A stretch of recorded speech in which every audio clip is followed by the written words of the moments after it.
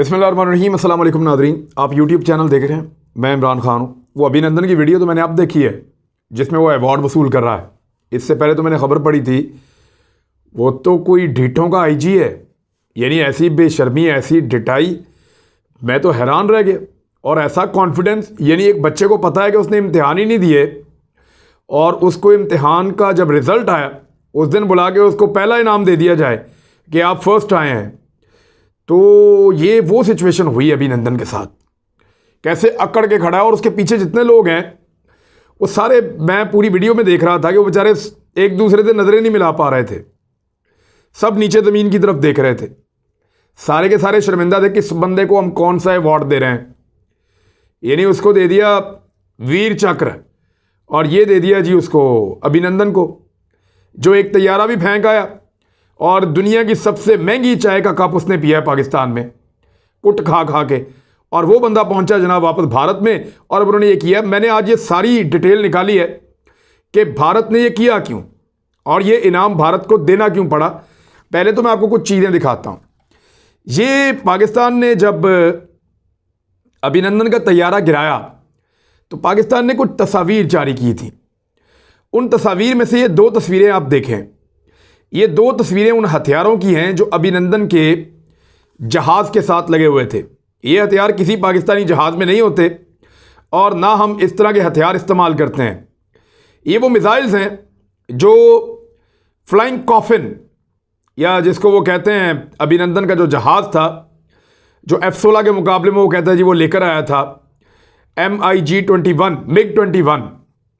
ये जो flying coffin है, इसके साथ जो 4 मिसाइल लगी हुई थी उनका नाम है R-73 आर्चर। ये 2 लगे हुए थे R-73 आर्चर, और 2 उसके अंदर मौजूद थे R-77 एडर। ये बिल्कुल इंटैक्ट उस जहाज के साथ मौजूद थे जब वो जहाज पाकिस्तान ने तबाह कर दिया। यानी तीसरा तो कोई हथियार लगा ही नहीं होता उसके, इसके अलावा तो मिसाइल नहीं होते उसमें। यानी जितने मिसाइल उस जहाज में मौजूद थे वो फायर ही नहीं हुए, वो सारे के सारे पाकिस्तान के अंदर। जब वो जहाज तबाह हो गया तो उसमें से पाकिस्तानियों ने निकाले और निकाल के एक टेबल पे रख के सामने उसकी नुमाइश कराई दुनिया को कि अभिनंदन जिस जहाज को पाकिस्तान की हदूद के अंदर लेकर आया था उसके साथ ये हथियार मौजूद थे और ये हथियार अभी भी इंटैक्ट हैं, ये उसके जहाज से हमने उतारे हैं। पाकिस्तान इस तरह के हथियार इस्तेमाल नहीं करता, पूरी दुनिया को पता है। ये इंडिया के हैं और इंडियन प्लेन के साथ ही आए थे। अभिनंदन के जहाज से इनको खोला गया और खोल के यहां पे रखा गया था। ये 2 R-73 आर्चर और 2 R-77 एडर, ये बिल्कुल ठीक है। और फिर अमेरिका ने ये रिपोर्ट दी कि पाकिस्तान के तमाम F-16 इंटैक्ट हैं, मौजूद हैं, फ्लीट के अंदर शामिल हैं, कोई एक भी मिसिंग नहीं है। जबकि इंडिया ने इस बात को तस्लीम किया कि उनका एक MiG-21 और एक Su-30 बड़ा शानदार तैयारा है, वो भी तबाह हुआ है। और इंडिया ने अपना एक जहाज़ भी, अपना एक हेलीकॉप्टर जो है वो खुद ही मार गिराया है। यानी वो इतना ज़्यादा कन्फ्यूजन में थे, इतने परेशान थे, उन्होंने खुद मार गिराया। अब अभिनंदन को ये अवार्ड दिया क्यों गया है, ये एक बड़ा सवाल है। इसका जवाब मैं आपको अब देने वाला हूँ। हुआ ये कि इंडियन गवर्नमेंट्स के ऊपर और इंडियन फ़ौज के ऊपर बड़े लंबे अरसे से एक प्रेशर था। आप याद करें कि 2010 से पहले एक मूवी बनी थी इंडिया में जिसका नाम था रंग दे बसंती। उसमें भी एक इशू उठाया गया था जहां 3 नौजवान मिलके वहां के एक वजीर को मार देते हैं इंडिया में। और वो मारते इसलिए हैं कि उन्हें यह पता चलता है कि हमारे पायलट जो तैयारे उड़ा रहे हैं वो आउटडेटेड हैं, वो फ्लाइंग कॉफिन्स हैं, यानी वो उड़ते हुए ताबूत हैं। और इंडियन गवर्नमेंट, इंडियन वजारत दिफा और इंडियन दिफाई इदारे वो सब मिले हुए हैं, वो पैसा खा जाते हैं, बहुत बड़ा बजट उड़ा जाते हैं और पायलट्स की जान को खतरे में डाला होता है। सबसे ज़्यादा पायलट इंडिया के मारे जाते हैं दुनिया में। एक रिपोर्ट है, मैं आपके सामने अभी रख देता हूं, उससे आपको बहुत सारी चीज़ें पता चलेंगी। वो ये है कि अभी भी भारत तकनीकी कमी के बायस रफाल तैयारों को अपग्रेड नहीं कर सका है। राफेल कहें या रफाल कहें, इन तैयारों को अभी भी वो अपग्रेड नहीं कर सका है।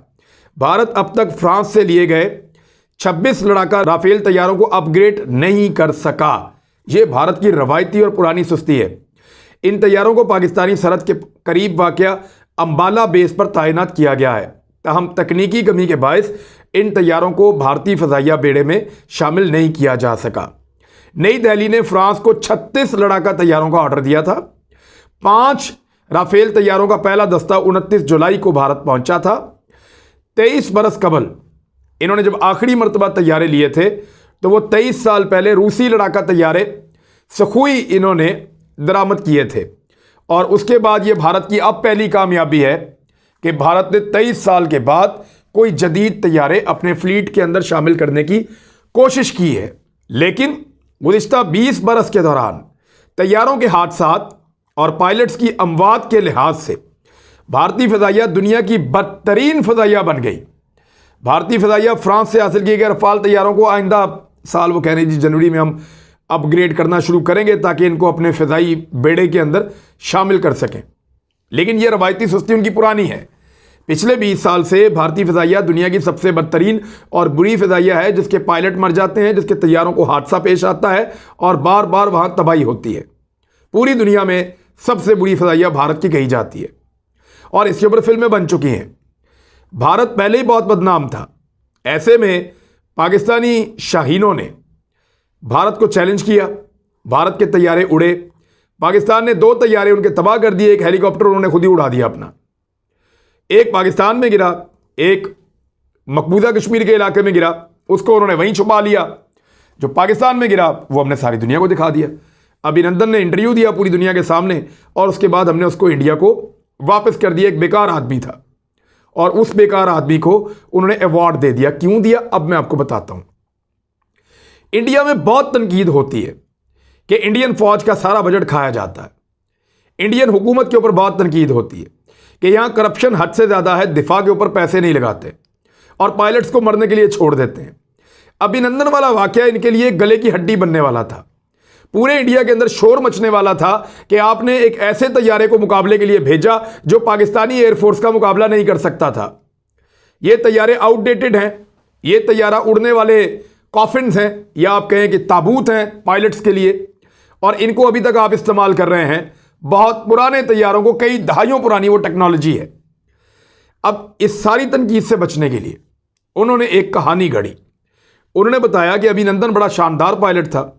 इसने MiG-21 से एक F-16 को गिराया और F-16 को गिराने के बाद इसका अपना तैयारा गिर गया और फिर यह पकड़ा गया और फिर वापस आ गया। लिहाजा ये एक बड़ा बहादुर आदमी है, इसने अपनी जान की परवाह नहीं की और एक F-16 को तबाह किया। इसको अवार्ड दिया जाए। पाकिस्तान ने अपने जो पायलट थे, हसन और दूसरे जो पायलट थे, उनको पाकिस्तान ने उसी वक्त अवार्ड दे दिए थे। 1 साल के अंदर अंदर उनको तमाम अवार्ड और तमाम तकरीबात के अंदर बुला के उनको ऑनर दे दिया गया था, क्योंकि दुनिया ने देख लिया था। इंडिया 2019 के वाक़े पर आज नवंबर यानी वो फरवरी 2019 का वाक़या है। फरवरी 2019, फरवरी 2020, फरवरी 2021 और अब फरवरी 2022 भी आने वाला है। यानी 3.25 साल के बाद इंडिया को होश आई है कि अपने इस पायलट को कोई अवार्ड देना है। मसला क्या है? मसला यह है कि इंडिया में बहुत बड़े बड़े केसेस और बहुत बड़ी बड़ी इंक्वायरीज शुरू हो सकती हैं। वो उन सारी चीज़ों को दबाने के लिए एक झूठ का महल खड़ा कर रहे हैं ख्वाबों की दुनिया में रहने वाले लोग, और उस सारे गंद को छुपाने के लिए जो इंडिया की हुकूमतों ने, इंडिया के सियासतदानों ने और इंडिया के फौजी ब्यूरोक्रेट्स ने, जो बड़े बड़े फौजी हैं जो सारा माल खा जाते हैं, उन सब ने इंडियन पायलट्स को, उनकी जानों को खतरे में डाला, इंडियंस को खतरे में डाला, उनको धोखे में रखा, पूरी एयरफोर्स को तबाह किया। उनको जवाब देने पड़ेंगे। वो जवाब देने से बचने के लिए एक निकम्मे पायलट को, एक हारे हुए इंसान को अवार्ड दे रहे हैं और वो ढीठों की तरह खड़ा होकर अवार्ड वसूल कर रहा है। लेकिन एक बात पे आपने गौर किया कि उसके पीछे जितने लोग बैठे हुए हैं सबकी आंखें नीचे जमीन में गड़ी हुई हैं और उसकी बॉडी लैंग्वेज आप देखिए, वो जीते हुए फौजी की बॉडी लैंग्वेज थी ही नहीं। और उसके मुंह पे मूंछों का हाल आप देखिए। इस शख्स की पहचान थी उसकी मूंछें। ये बहुत लंबी ऐसे मूंछें रखता था और वहाँ बहुत सारे और लोग भी ऐसी मूंछें रखते हैं, उनकी एक पहचान है। तो अभिनंदन ने अपनी पहचान कटवा दी है, मूंछें कटवा के छोटी कर दी है। यानी मूंछ कटवाने का मतलब क्या होता है आप बेहतर जानते हैं।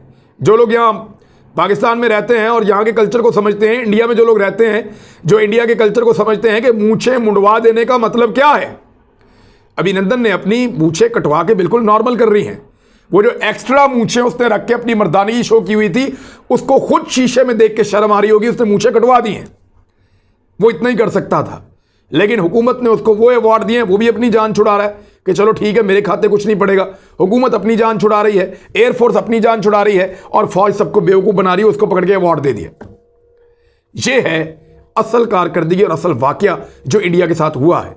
उधर मोदी हुकूमत के लिए एक नई मुसीबत खड़ी हो गई है। इंडियन वज़ीर-ए-आज़म नरेंद्र मोदी के मुतनाज़ ज़रूरी कवानीन वापस लेने के ऐलान के बाद किसानों ने एक मरतबा फिर रैली निकाल दी है, जिसमें तमाम ज़रूरी अजनास के लिए कम से कम सपोर्ट प्राइस के तयन का मुतालबा किया गया है। यानी किसानों को इंडिया में एहतजाज की आदत नहीं थी, सिर्फ काम करते थे, सर फेंक के काम करते थे, लेकिन उनको एक इतनी बड़ी जीत मिली है एक फाशिस्ट हुकूमत के खिलाफ, एक ऐसी हुकूमत के खिलाफ जो कुछ भी कर गुजरती है और किसी को जवाब दे अपने आप को नहीं समझती। इन किसानों ने उस हुकूमत को शिकस्त दी है। शिकस्त देने के बाद उनका एतमाद बढ़ गया है। अब वो ये कह रहे हैं कि हुकूमत पहले हमारी जो अजनास हैं, यानी आने वाली गंदम, कपास, गन्ना, बाकी जितनी भी अजनास हैं, चावल, उन सब की सपोर्ट प्राइस जो है कम से कम क्या होगी उसका तयन करें। पीर को रियासत उत्तर प्रदेश के दारुल हुकूमत लखनऊ में निकाले जाने वाली रैली में हजारों की तादाद में किसानों ने शिरकत की और मुतालबा किया गया कि चावल और गंदम समेत दीगर ज़रूरी अजनास के लिए भी कम से कम सपोर्ट प्राइस मुतय्यन की जाए। अब किसानों के नुमाइंदे दोबारा इकट्ठे हो गए और वो इस नए मिशन पर निकल पड़े हैं। इसका मतलब यह है कि नरेंद्र मोदी ने इन किसानों को इतना मजबूत कर दिया है, इनकी एहतजाज की इतनी प्रैक्टिस हो गई है, 1 साल से ज़्यादा हो गया ये सड़कों में बैठे थे, और अब ये जब चाहेंगे हुकूमत का नातका बंद कर देंगे। और एक रिपोर्ट भी आई है, उस रिपोर्ट के मुताबिक नरेंद्र मोदी ने अपने मुतनाज़े ज़रूरी कवानीन वापस इसलिए लिए हैं कि उसको डर है कि खालिस्तान बन जाएगा, क्योंकि खालिस्तान रेफरेंडम के लिए मामला बहुत तेज़ी से आगे बढ़ रहे हैं। उसकी तीसरी मरतबा वोटिंग लंदन में जारी है, वहाँ हो रही है। उसके बाद वो जेनेवा में करने वाले हैं, जहाँ पूरे यूरोप से आके सिख कम्युनिटी के लोग वोट डालेंगे। वो कनाडा में और अमेरिका में भी वोटिंग करवाने वाले हैं। लंदन से उन्होंने शुरू किया था और आखिर में वो ये वोटिंग आने वाले साल में या उससे अगले साल में भारत के ज़ेरे कंट्रोल पंजाब के अंदर वो ये वोटिंग करवाने वाले हैं। तब पता चलेगा कि नरेंद्र मोदी क्या बेचता है। किसानों ने ताकत हासिल कर ली है, उनका डर निकल गया है और वो अब सीना तान के खड़ा होना जानते हैं। पूरी दुनिया में इस सिख कम्युनिटी के पास बहुत सारा कारोबार, पैसा और ताल्लुकात हैं। इनके पास तजर्बा है। एक मुल्क चलाने के लिए जो कुछ चाहिए होता है वो सब कुछ इनके पास है, सिर्फ इनके पास मुल्क नहीं है, और वो ये नरेंद्र मोदी से या भारत से छीन सकते हैं खालिस्तान की सूरत में। और उसके लिए वो हर गुजरते दिन के साथ ताकत पकड़ रहे हैं। इन्हीं को कमज़ोर करने के लिए नरेंद्र मोदी ने अपने आप को रेलिवेंट बनाने के लिए फौरी तौर पे वो कवानीन वापस लेने का फैसला किया है। लेकिन एक और चीज़ मैं आपको बताता हूँ, तहरीक के दौरान जो किसान हलाक हुए हैं ना, उनकी तादाद पता है कितनी है? 700। मोदी की हुकूमत कितनी फाशिस्ट है कि उन्होंने 700 किसानों को मारा। और वो जो 700 किसान मारे गए हैं, इसके लिए एक मुतालबा किया है किसान तंजीमों ने कि उन तमाम को शहीद करार दिया जाए। तो अभिनंदन को अवार्ड देकर रूस से S-400 का एक मिसाइल सिस्टम लेकर और रफाल तैयारों को अपग्रेड करके भारत अपनी फ़ौज को कुछ बेहतर करना चाह रहा है। और इसकी ट्राई वो हमेशा पाकिस्तान के खिलाफ करेगा, क्योंकि चाइना के साथ वो लड़ना नहीं चाहते। वो पाकिस्तान के साथ लड़ाई करना चाहते हैं, लेकिन महदूद लड़ाई, उतनी लड़ाई जो उनके अगले इंतखाबात में उनके काम आ जाए। लेकिन उससे पहले उनके सामने खालिस्तान की सूरत में एक बहुत बड़ा खतरा खड़ा है। सिख पूरी तरह से तुल गए हैं कि वो एक अपना अलग मुल्क बना कर रहेंगे। ये सूरत हाल नरेंद्र मोदी के लिए, इंडिया के लिए हर गुजरते दिन के साथ ज़्यादा परेशानी और तशवीश पैदा करती चली जा रही है। दुनिया उनके ऊपर हंस रही है। दुनिया ये कह रही है कि जो तैयारा गिरा ही नहीं, उसके गिरने की बुनियाद के ऊपर आपने अपने एक पायलट को अवार्ड से नवाज दिया, और उस पायलट के एतराफ़ी बयानात जो हैं वो सारी दुनिया ने सुने हैं। उस पायलट की बातें सारी दुनिया ने सुनी है। ढिठाई की, बेशर्मी की, बल्कि इसको बोलने के बेगैरती की भी कोई हद होती है। ये तो उसको भी क्रॉस कर गए। अब तक के लिए इतना ही। अपना ख्याल रखिएगा, अपने इस चैनल का भी। अल्लाह हाफिज़।